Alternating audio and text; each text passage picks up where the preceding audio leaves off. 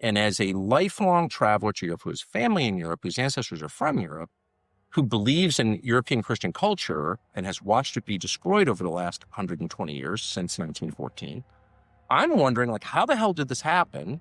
And there are bad things in America before 1945, but the descent has been precipitous. And you can hardly say that this country won that war. In what meaningful sense? Why don't you go to Kyoto or Tokyo and then come back to New York and LA and tell me in what sense we won? I feel like we really missed our chance to exercise genuine American exceptionalism.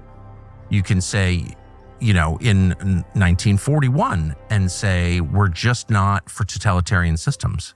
We're not going to support, well, it would have been in 1939. We're not going to do Lend-Lease. We're not going to support your totalitarian system, Joseph Stalin. Sorry. Not since Franklin Roosevelt colluded with Joseph Stalin has an American president done anything like that. We're not for Hitler. We're not for Stalin. We're America. We're for us.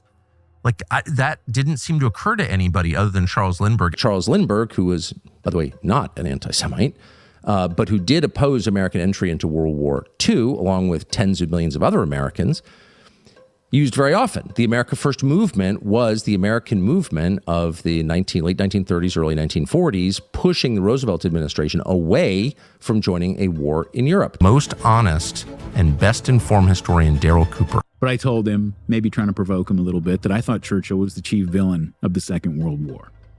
Now, he didn't kill the most people. He didn't commit the most atrocities.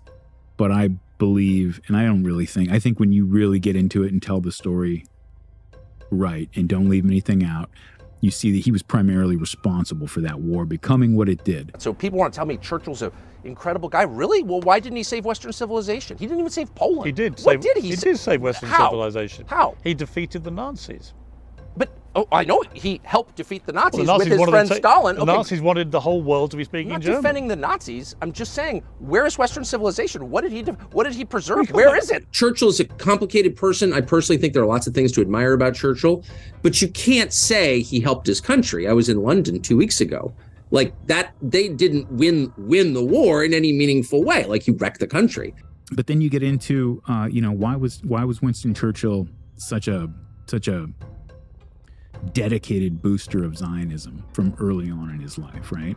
I think he was, to an extent, put in place by people, the financiers, by a media complex that wanted to make sure that he was the guy who was representing Britain in that conflict for a reason. I mean, people can certainly take issue with any factual claims you're making. I assume they're all right. They're consistent with what I think I know to be true. I think the story we got about World War II is all wrong, actually. I think that's right. One can make the argument we should have sided with Hitler and fought Stalin. And then you read about Pearl Harbor. We all sort of know the Pearl Harbor story is not what we were told, but I dug into that and you find out we knew to the morning that Pearl Harbor was going to get taken. The person we collectively agree is the worst person ever. The person we collectively agree, if you had a chance to kill baby Hitler, you would. Because once you start calling people Nazis, we really have no choice but to start shooting them. To be Dietrich Bonhoeffer and sort of reach the end of reason or even Christianity. Bonhoeffer decided Christianity's not even, he was a Lutheran pastor.